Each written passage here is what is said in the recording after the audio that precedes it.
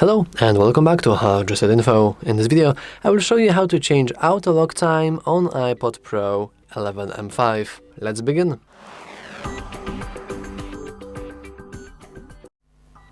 First, we want to simply go into our settings. Then you want to scroll down a little and enter a section called Display and Brightness. Now scroll down once again, and here above lock/unlock we have auto lock currently being set to 2 minutes. We can click that.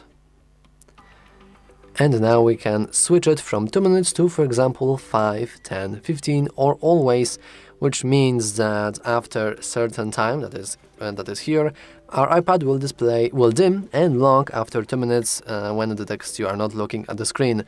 So you have the automatic detection of your camera. So technically having this set to relatively low value shouldn't really change your screen out timer that much, your battery that much, because even if I would set it to 15, if my iPad detects that I'm not actually near my iPad, I'm not actually using it, I'm not actively using the ability to read from the screen, then it should lock its screen anyway. But just to be sure, at least me personally, I like having this set to generally lower values just because I want to make sure that my battery the battery drain is as little as possible.